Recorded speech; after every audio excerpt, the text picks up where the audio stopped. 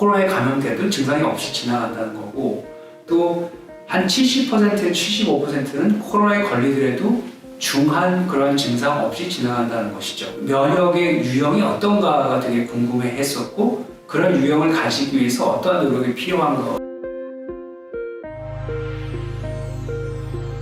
부정상으로도 이 코로나가 지나갈 수 있다는 거죠. 여러분들 아마 많이 들어본 게 이제 기저질환이라고 하는 거죠. 기저질환자는 조심해야 된다. 그래서 이런 기저질환의 대표적인 것이 고혈압, 심혈관 질환, 당뇨병, 만성호흡기 질환, 암, 신장질환, 비만.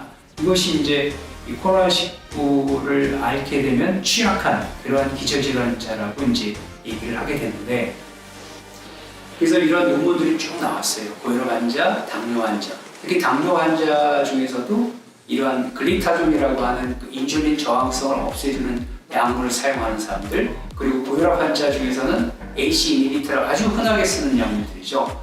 대부분 고혈압 약들의 1차 선택약이 요새는 그 AC 이니비터인데, 이런 것들을 쓰는, 또는 그 안지오텐신 리셉터 블로커라고 해서 거의 같은 유형이지만 이런 것들을 사용하는 그런 환자들은 이 코비드19가 잘 달라붙기 때문에 코비드19에 굉장히 취약한 그러한 기저질환으로 알려져 있고요.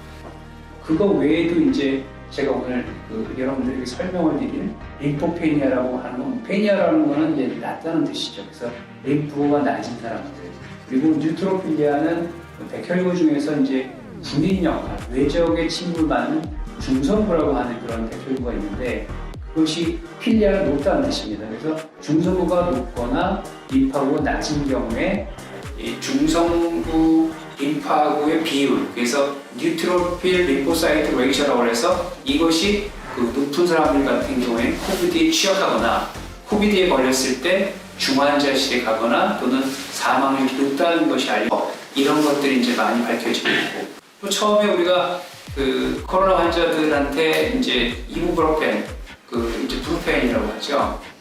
뭐 에드빌로 알고 계신 분들도 계신데, 이런 사람들이 이제 감기 때 이제 그런 그 소염제들을 많이 먹기 때문에 이런 걸 먹는 사람들이 코로나에 잘 걸린다라는 말이 있었는데, 실제로 보니까 감기균이 있어서 이것을 먹은 거지 이것 때문에 코로나에 잘 걸린다고 하지는 않습니다. 그래서 이런 게 있고, 또 최근에 이제 PPI 유저라고, PPI는 뭐냐면 여러분들 그 식도 역류 아시죠? 식도 역류 때 이 프로톤 펌프 인히비터라고 해서 그 식도에서 위산 분비를 억제하는 약물이 있는데, 이런 약물을 먹게 되면 역시 코비드19에 취약하거나 코비드19에 감염됐을 때 중환자들은 많이 되는 그런 공통점이 있다고 하고, 또 비만 환자들은 걸리기도 잘하고 걸리면 사망률이 높은 걸로 알려져 있고, 비만 환자분들이 대부분 고혈압과 당뇨를 동반하기 때문에 사실 그거하고 연관될 수 있다고 하고, 최근에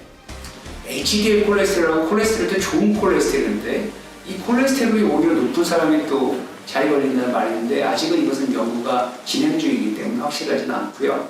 그 다음에 뭐 히스타민이 많이 나오는 알러지 환자들이나 이런 사람들한테 취약하다고 합니다. 그래서 아직은 연구가 진행된 것도 있고, 또 연구가 계속해서 진행되면서 결과가 달라지는 것도 있고, 그런데 공통적으로 보면 일단은 이 코비드19에서의 크로닉 기 중에 대표적인 고혈압하고 당뇨 환자 같은 경우에는 메커니즘이 밝혀졌어요. 왜냐하면 이 코로나 바이러스라고 하는 게 이 기관지에 있는 그 안지오텐신 수용체라고 하는 거에 가서 붙는데, 이런 당뇨 환자나 고혈압 환자는 그 자체만 갖고도 그렇고, 또 그런 사람들이 먹는 약들이 그러한 그 안지오텐신 수용체를 활성화시키기 때문에 이런 코로나가 붙을 수 있는 그런 그 기회가 많이 주어지기 때문에 코로나에 잘 걸린다고 이렇게 알려져 있어서, 이건 대부분 연구가 되고 있고 실질적으로 그런 메커니즘도 다 설명이 되어 있습니다.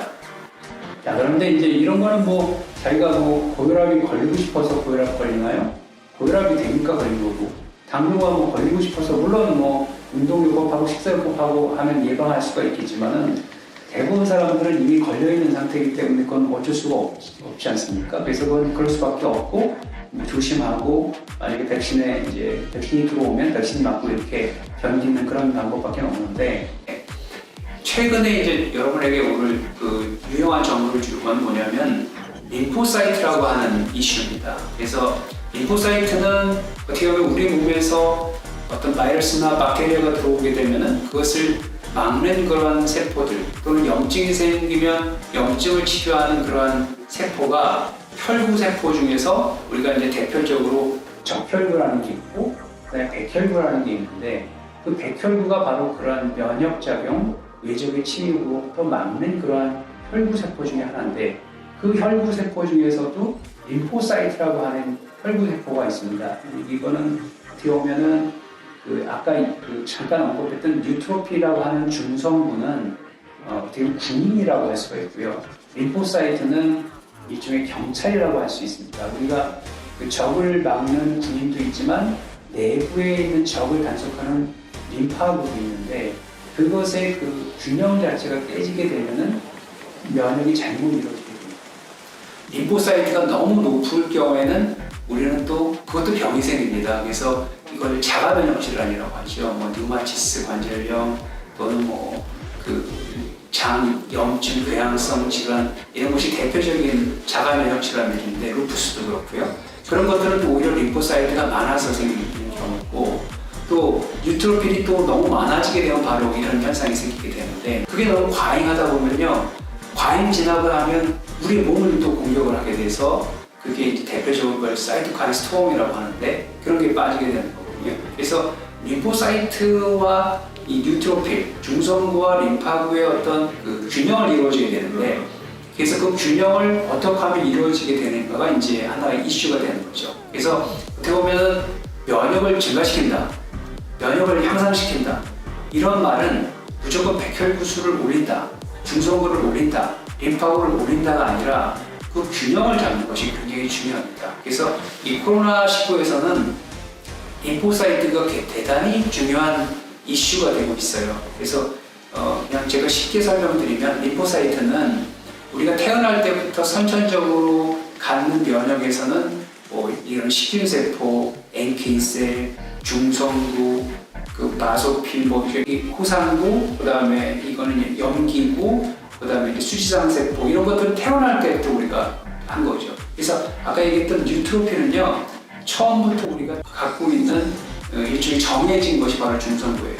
하지만 림파구라고 하는 거는 이 자라면서 생겨요. 우리가 자라면서 어떤 음식을 먹게 되고 어떤 숨을 쉬게 되면서 어떤 입자라든가 이런 걸 우리가 이제 맞이하게 되고 그걸 이기기 위해서 우리가 살아나기 위해서 어떤 면역체계가 형성이 되는데 그렇게 형성되는 이런 T셀이라고 하는 것들, B셀이라고 하는 것들, 그 다음에 NK셀의 일부 이런 것들은 다 림포사이트라고 하는 림파구예요. 그래서 이 비율이 굉장히 중요한데 그래서 이게 낮으면 감염이 잘 되는 거고 이게 낮으면 우리 몸에서 나타나는 어떤 이 자가적인 어떤 질환을 해결할 수가 없는 거고 이것의 균형을 잘 이루어져야 되는 거거든요. 그래서 이 림파구는 어떻게 보면은 과립이 없어서 이제 우리가 무과립성 보통 이 과립이라는 게 우리 몸에서 세균이나 바이러스를 공격하는 무기가 되는데 이런 게 없는 걸 이제 림파구로 해요. 그래서 정상적으로 보면 이 림파구는 이 백혈구 중에서 30% 정도를 차지하는 것이 정상입니다.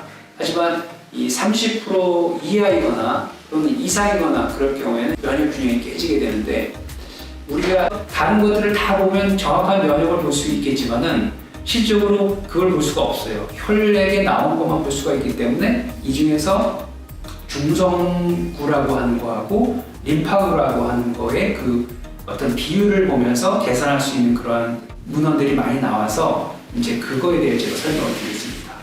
처음에 이제 우리가 이 코로나가 나온 건 우한이죠. 우한에서 이런 연구가 먼저 시작이 됐어요.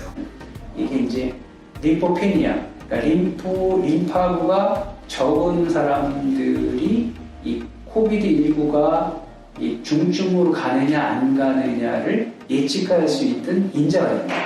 이렇게 되는 거죠. 그래서 이 림파구의 수가 이게 굉장히 중요하게 되는데 우리가 이 환자가 내원해서 림파구의 수치를 이렇게 보다 보니까 이 림파구가 차지하는 비율이 20% 이상일 때는 거의 증상이 없이 치료가 됐어요. 근데 이 림파구가 20% 이하일 경우에 5% 이하인 사람인 경우에는 대부분 중환실을 가거나 중환실에 가서 죽는다는 거죠. 그래서 이 코로나19에 걸렸을 때 이 혈액 검사만 갖고도 내가 코로나에 걸리면 어떻게 되겠는가를 예측할 수 있다는 그런 결과가 나온다는 거죠. 그 다음에 어떤 또 연구에서는 이거를 이 뉴트로필이라고 하는 중성부가 높은 예후가 안 좋다. 또 이렇게 설명이 됐어요. 그래서 이 중성부가 높은 사람일 수, 백혈구 수가 보통 한 4,000개에서 10,000개 정도가 정상이거든요. 근데 이 중성부가 7,700개 정도 이상인 경우에는 중환자실로 가거나 빨리 죽는다는 거예요. 그래서 오히려 이 우리 몸에 중성부가 많으면 이 코로나에 걸리면 급성으로 폐렴이 걸리거나 그래서 중환자실로 입원을 하거나 아니면 사망하는 경우가 많다는 거죠. 그러면 병통적으로 알 수가 있죠. 중성부가 너무 높거나 또는 임파부가 너무 낮으면 코로나19에 걸려서는 안 된다는 거겠죠. 그래서 여기서 쭉 이 논문을 쭉 보다 보면은 일단 코로나19에서 이게 중환자로 갈 건지 중환자로 가지 않을 건지의 가장 중요한 팩터는 나이로 보고 있어요. 나이. 그래서 나이가 50세 이상이냐 이하이냐에 따라서 예후가 굉장히 차이가 많고요. 그 다음에는 이 중성부와 림포사이트의 비율이에요. 그래서 이 중성부와 림포사이트의 비율이 그 3.13 이상일 경우에는 이게 중환자로 가는 경우가 되게 많다는 거죠. 그래서 나이가 50이 젊은 사람 같은 경우에는 제가 무증상 감염이 되는 경우가 40은 45%고 심지어는 조금 뭐 감기 정도 앓고 지나간 사람이 한 70% 이상이라고 그랬잖아요. 그래서 50세 이하인 경우에는 예후가 굉장히 좋아요. 그래서 50세 이하인 경우에는 지금 예방접종도 안 해주지 않습니까? 그만큼 예후가 좋기 때문에 이제 그런 거죠. 그래서 여러분들 너무 억울해하지 마시고 보면은 그 중에서 이 NLR 레이셔라고 하는 이 그 중성부와 림파구 비율이 3.13 이하다. 그러면 대부분 그냥 집에서 기내도 되는 걸로 돼 있고요. 3.1 50세 이하지만 3.14이 높다 그러면 적어도 입원은 대부분 하지만 그래도 대부분 회복이 되는 걸로 돼 있어요. 근데 50세 이상이면서 이 3.13 이하인 경우에는 입원을 하면서 약간 치료를 잘 해주면 회복이 잘 되는데 50세 이상이면서 이 비가 3.13 이상인 경우에는 중환자에서 입원하거나 아니면 대부분 죽는 경우가 많다는 거죠. 그러니까 이 나이와 함께 이 비가 굉장히 중요하다고 우리가 알 수가 있는 거죠. 여러분들 검진 기록만 가지고도 자기가 어떤 면역 유형인지를 알게 되거든요. 그래서 이 면역 유형을 보게 되면 백혈구도 높고 이것도 높으면은 이거는 코로나에 걸렸다기보다도 어디 염증이 있었다고 보면 돼요.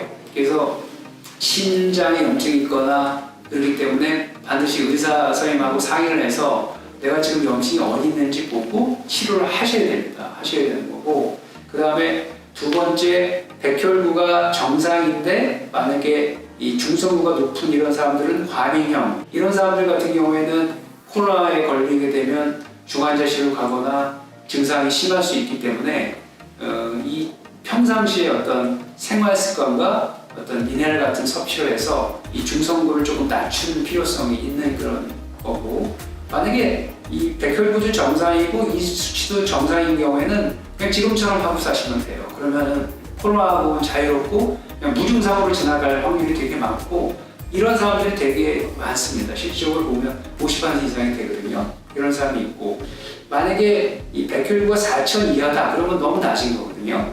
낮은데 중성부가 높다 하는 사람 거의 없어요. 이건 검사가 잘못된 경우가 되게 많거든요.